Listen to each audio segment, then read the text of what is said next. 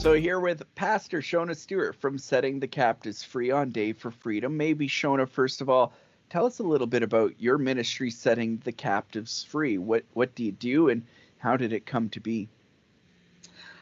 Well, that is a great question. Setting the Captives Free came to be actually before I ever moved into Winnipeg. Um, so that was back in 2011. But God had me put it on the shelf, and I came here and I was to do another project. So I brought it back because God said, bring it back. And that was 4 years ago. And so I said, okay, God, I'm going to trust you. I wasn't working at the time. I didn't know how this would be. And it just started off. I started, working back at the thrift store that we had started to help the women get job skills and stuff. And then all the girls started coming back to see me. And at the time I was off, I wrote a devotional book. So I was able to start giving the devotional book away to these ladies, give Bibles, praying. And then it was like some supporters from Niverville heard about me. They read my book and they were like, okay, we want to help you. And so it just started growing and growing. And it's like, oh my goodness, now what? We had an apartment where the girls could go. I was Wow. counseling them, helping them with their addiction issues and stuff. Um, Food, because food is another problem, right? Clothing, housing, um, and some spiritual work. But it wasn't till last year that I was able to start an online church. So Serenity Church has been taken off, and so the apartment, unfortunately, the building got sold, so the housing got pulled back. We only have one survivor living in one of the apartments that we have, um, but that's okay. And sadly, the store has had to be closed down because of crime in the neighborhood. Hmm. But hey, So, one person in housing is one life changed, right? oh, it is. Yes, she's been 5 years clean and sober. She's seeing her Wow. kids, those kinds of things. She's getting some healing from the trauma. And I don't know if you know, but it's so traumatic for these women who have been exploited or trafficked. It is horrific, and it takes years to help them Yeah, work and through that. you're so passionate about helping these women get out of trafficking and find that healing from trauma, and because you know firsthand what it's like, right? Would you mind sharing a little bit of your story with us quickly? Yeah, in 1982, I was coerced, which means talked into going to Vancouver to become, lack of a better word, get into prostitution. Now, I had a low self-esteem. I was, low education, things like that came from a dysfunctional home. So I thought it was a good idea. I didn't have work. I had no money. They said I could make lots of money, get fur coats and diamonds. So I went to Vancouver. And it wasn't long after I was told you have to go onto the street and this is what you got to do. And then you're going to give me the money. I wasn't, I didn't have the confidence, and I was scared to death when I was out there. So the pimp that put me out there, he came out, what they call the stroll, backhanded me, and the police were watching, so they arrested him. They wanted me to charge him, but there's a rule that says don't charge the pimps, right? Yeah. So I was left alone on the street. So one of the girls phoned up an American pimp. He came up from the States and said, no, you're coming with me. So he took me down to the States. So, I was trafficked right away, as in the literal sense of going from one country to another country. The only way I escaped that was there was a hotel manager there, and I was able to contact him, and because I used to use his hotel, and he paid for this flight out. He said, get to the airport, I'll fly you back home, I'll pick you up at the airport. And he did all that. Like, it was amazing. And thank God. But sadly, I never got out of that life.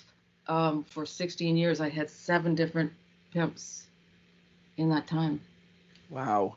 What do like I think so often we make judgments and assumptions, right? And well, this person's Yes. made bad choices or whatever. What do you want people in the church to know though about victims of human trafficking? What do we need to know? You need to know that they could be your daughter, your sister, your cousin. They can be anybody because these men are very, very clever at manipulation, lying, and coercing people. So you might think, oh, he loves me. That's one way they get you in is like a boyfriend, right? But he says, oh, we're stuck for money. Go out and do this, or we're stuck for money. Or why? I've got this dream to build a business, and so help me with this, and just do this on the side. That's one way of doing it, right? Um, it's vulnerability, though. You find the women who are in it, they prey on them because they're vulnerable. I was vulnerable, right? Mm. So low self-esteem, that's another one, right? Um, Having problems with family or whatever, and then they'll pull you away and isolate you, and so you depend entirely on them or the whole system. Let's call it. It's a system because then they start saying this is your family, right? They start to make you feel like don't handle that. That's not your family. We're your family. So the secondary thing I find here in the prairies is the generational trauma that Indigenous women and children go through makes them extremely vulnerable, and the lack of being able to support their own children. Um, some women have said they're out there like for diapers. Like you don't know why they're out there. It could be, and it's most likely if you see them on the street that they're out there because of a drug addiction. But the drug addiction is because of the generational trauma and the childhood trauma that Right. they've suffered, Yeah. right? And that's for every one of them, not just Indigenous, but the Indigenous have that extra layer of generational trauma. So don't look at them, as they chose it, as they are less than, because these people have hearts, they have dreams, they're Mm. beautiful, and God created each and every one of us, right, Yeah. with intrinsic worth. Hold on to that. I love that. And so, yeah, I was just thinking as you're talking, like, so often we look at people and we judge whatever life circumstances they're in, but like the people we judge, that's who Jesus called us to come and give good news to. He'll do all the Mhm. judging one day, right? He could take care of that. Absolutely. He Yeah. he asks us to come and give good news. What's it like for you when you do get to give good news to these women and tell them about Jesus and watch them experience healing and freedom? Well, it does take relationship. I'll tell you that Mm. much. And there's been women who have been hurt by the church. There's been women who um, don't want nothing to do with it. There's traditional cultural women. So you have to build a relationship, right? And once you do, they're more willing to listen to your story, your testimony. And that's how I do it. It's my testimony. This is my experience with Jesus. Mm. And I did an alpha, and so we did the Holy Spirit Day at the place where my office is and stuff. And there was girls who knew Jesus but hadn't fully given their lives to Jesus. They didn't feel, okay, I'm not good enough, right? So we talked them through that. The other one, she was very Indigenous and traditional in mind, but also saw the love of Jesus through me. So she accepted Jesus. The other one accepted Jesus. Another one that was there I've been working with for 8 years. She knew Jesus, but she left. She says, God said it's time to come back. And she was given the gift of prophecy. Now that you, money can't buy that kind of joy, right? Yeah. No way, That's it. You no can see how. the joy on my face just listening. Yeah. And sometimes you see them fall down from it. It's like, okay, let's help them Mm. pick them back up. A lady that I baptized, she had slipped. She said, okay, let me try your online church. Oh my gosh, we started praying for her daughter because her daughter does have a serious eating disorder. And she says, ever since I started church, my daughter's starting to eat. She's feeling better. She says, I feel better. I can't believe I walked away from this. Wow. So that joy that the the prodigal daughters, not sons, are coming back. Yeah. I love it. So What keeps you going? Like you mentioned at the start, it's been difficult in ways, right? There's been ups and downs. You've had things go well and then buildings taken away or had to close the store. What keeps you doing this in the midst of hardship? Well, what's been interesting is COVID has been really a good thing in some ways. It's been a place where people do want to look at their eternal, you know, position. And Jesus is what keeps me going, A.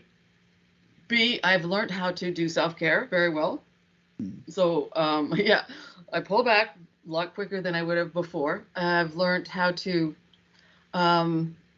spend more time with Jesus, like prayer and having more people join and pray for us and for the women. I found that is very helpful to keep pressing on. And you do have times of I want to quit, because I had lost 3 women this 2 years, 3 women that I've worked with for years to drug addiction, and it really is difficult when you see it's getting worse. It's getting worse in the city, right? And nothing's getting done, and crime is going up. Where, like in the area where I am, women are having worse stories of abuse, and you can't just smile, and let it go. You got to take it to Jesus, and even at that point, it can still be difficult. But God. But God, I love that. Yeah, I think a lot of people can relate to that in all sorts of different circumstances. Maybe people are listening, and you mentioned praying, getting prayer for you and your ministry and the women. And how could people connect with you and find out more about setting the captives free? Maybe get their church involved in praying alongside you folks. That would be awesome. Yeah, we do have a website. I mean, it's not the greatest, but you can go to www.stcf.ca.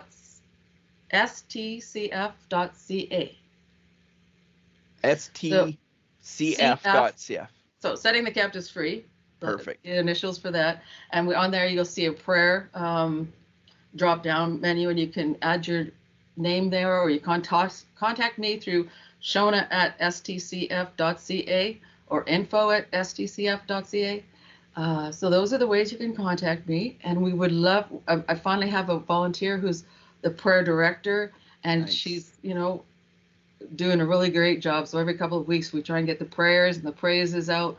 I want to meet with everybody on Zoom. I want to be able to pray for them who are praying for us.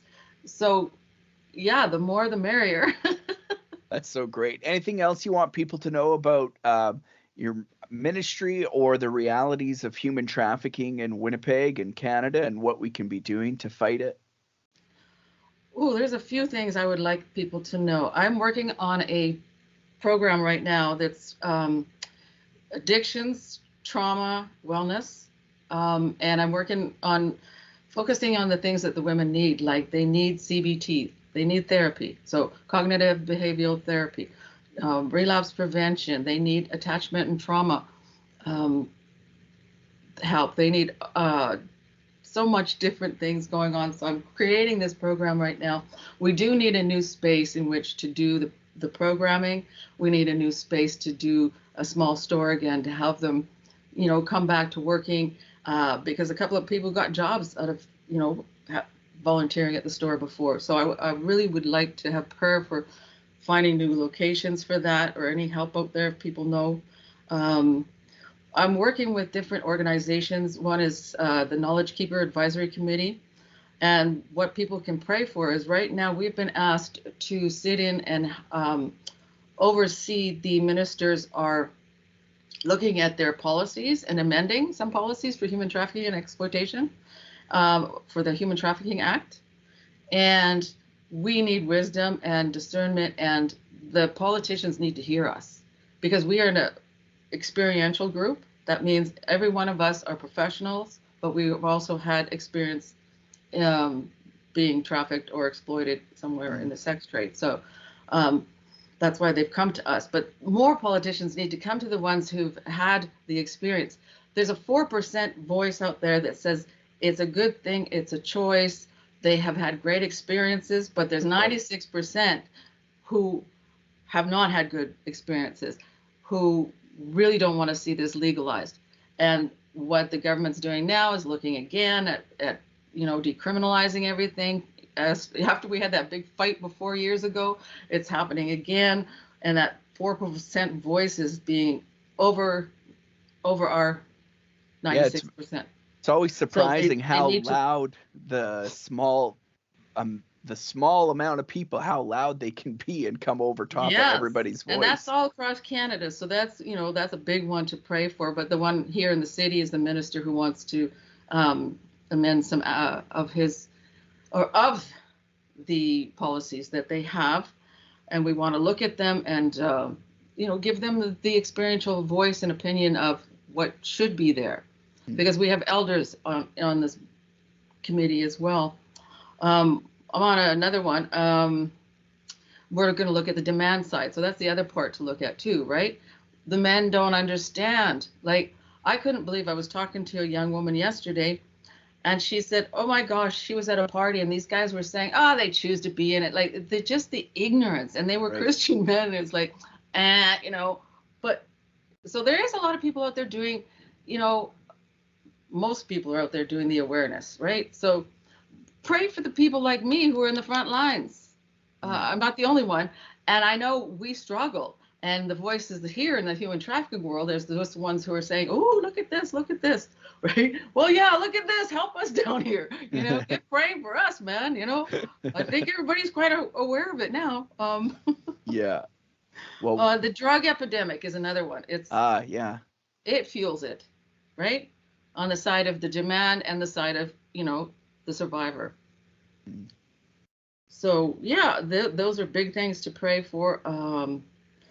Like I said, for this program I'm doing, counseling I'm doing, the church I'm doing, uh, it's all we need like if you look at the medicine wheel, it's for the physical, emotional, spiritual, and mental components in the medicine wheels, right? Yeah. Well, that's what I've always focused in on, and that's what we got to continue to focus in on. They need help in all four areas, Hmm. not just Yeah. one.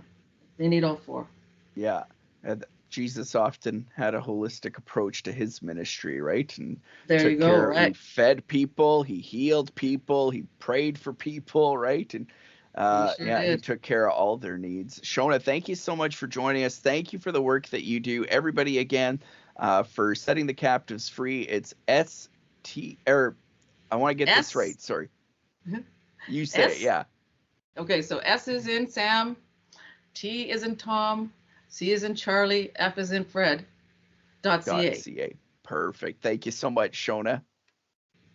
You're welcome. God bless you. You too, and all your work there too, and the women that you work with.